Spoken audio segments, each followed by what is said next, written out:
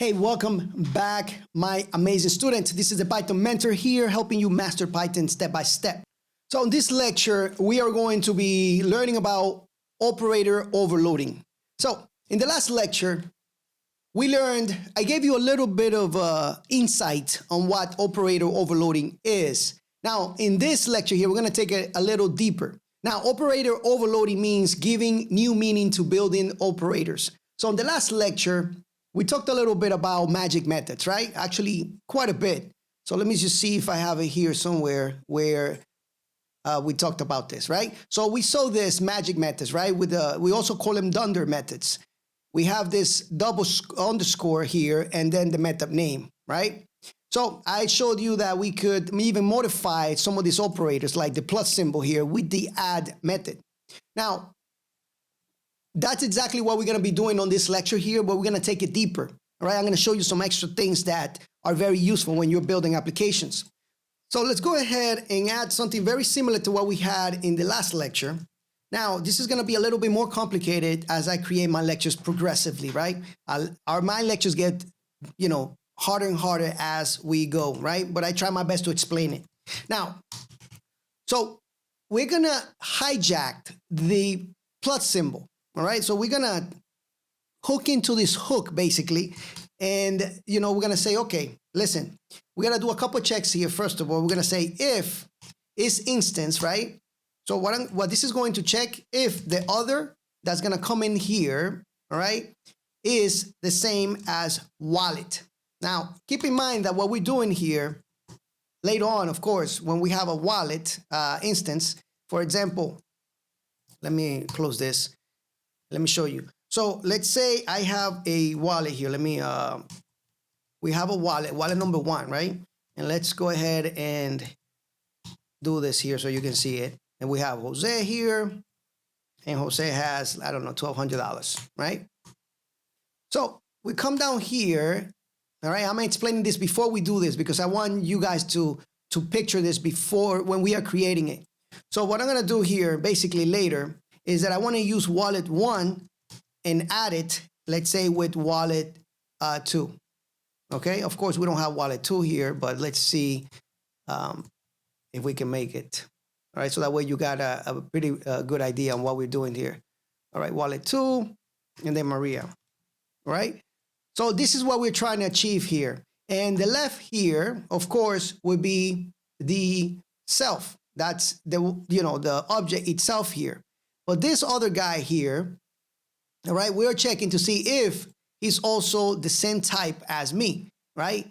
So if they are the same type, they are both objects, then we can continue down here, okay? Keep that in mind, all right? So I'm gonna leave this commented out here so that way you guys can see what's going on, all right? So let's go ahead and create the total here. So what we're gonna do is we're gonna hijack the operator, right? And we're gonna, instead of adding numbers, we're gonna be adding objects. But we gotta tell these objects what to do, right? We gotta tell this function here what to do behind the scenes. We don't wanna add numbers. We wanna add the balance of our objects, right? Now those are numbers, right? So in reality, they are numbers behind the scenes, but they are our number, our object numbers. So we are adding the balance, right? And the other balance, let's say Maria's balance. Boom, now we have the total. Now what I'm gonna do is I'm gonna return the wallet.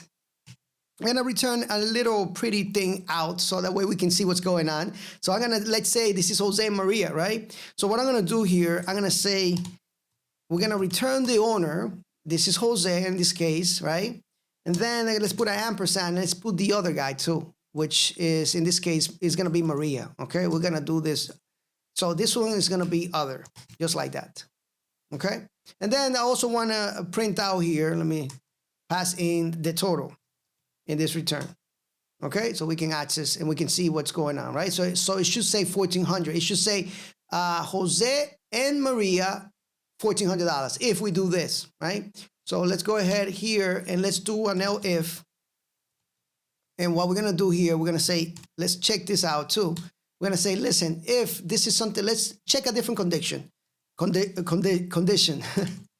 And then we're going to say if they are integers or floats. Okay? What do? Well, let's return the wallet again. All right, but this time we're going to return the owner, not a pretty string. We're just going to return the owner with the balance added with the other balance. That's it, right? Because if it's not an object, right? If it's not an if this doesn't go through here, it means it's not an object. It must be a number.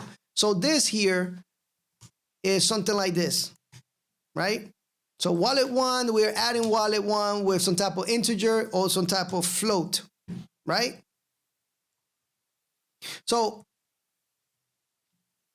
then this here will execute. We'll return the owner and the balance together. So we'll return back those two operations, right? So let's do an else statement here. What I'm gonna do here, I'm just gonna return this constant, basically, not implemented right here. So basically we're telling Python, listen, I do not know how to handle this, all right? So if it doesn't make sense, like with, like let's say here they try to add a string or something like that, like hello. If something like that happens, then something like this would trigger, right? Well, actually the else statement will trigger, okay?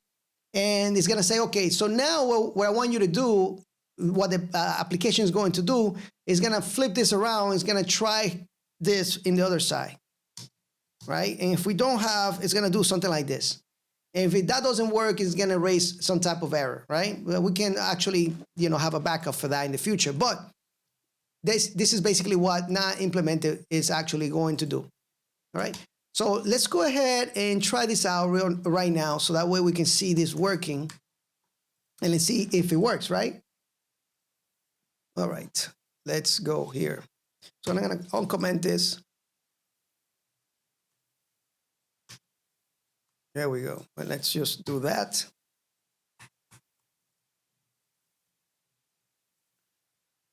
Let's do this in a print statement right here, and let's see if this actually works, right? So let's execute that. Let me get out of here. Let me see. I think I'm in the Python. There we go. All right. So now you can see what I was actually telling you about, right? Jose and Maria's wallet. So now for $1,200 there. So let's see if I add this to a number like this. What do we get? All righty. And you can see that, yeah, he added Jose's wallet and we're returning the name of the owner and we're returning the balance, right? That's exactly what we're doing, the total there, right? Here, the balance plus the others total. And now let's say let's do the string here, let's say hello, and let's see what this one does. So it's gonna try, and you can see now that it says type unsupported. And that's exactly what we want, right? So it failed, and we could, if we wanted to, handle that differently. But we're gonna probably do that in a very advanced lecture, okay? But now you get my point when we are doing operator overloading, right? Super cool stuff. We are able to hijack the original functionality of some type of operator, okay? Customize it to benefit our own objects here. Super cool stuff, this is a really good feature of Python. So I hope that this is making a lot of sense to you guys. If you want to stick around, I'm going to do the subtraction and the multiplication, all right? If you want to stick around, great. And you will learn how to do this. So we're gonna do something very similar to what we did on top here. And we're gonna do this guy here, just like that. So I'm just gonna copy this guy into that, okay? And then I'm going to return, not pretty, but something like this. Right there. So when I say not pretty, it means not the F string, okay? And here, instead of adding, what I'm gonna do is subtract, and that's it for that, right? And then I'm gonna return not implemented here.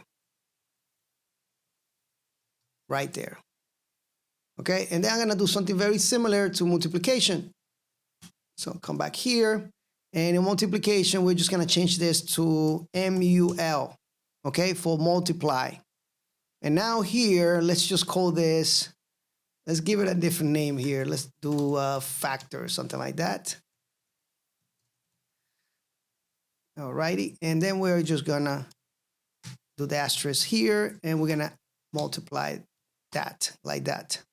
Okay. One thing here to make sure, let me see something here. The factor, instead of being an object, and this one too, we're gonna change this to int and floats, all right? Because that we are doing numbers here, not objects, right? Boom. All right, that's it. Let me see, I'm just making sure I don't have any errors here, just in case you try this out and it doesn't work for you. All right, so yeah, it should work 100%.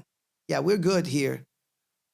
So there you have it, guys. Operator overloading, also called operator overriding, okay? Really cool stuff.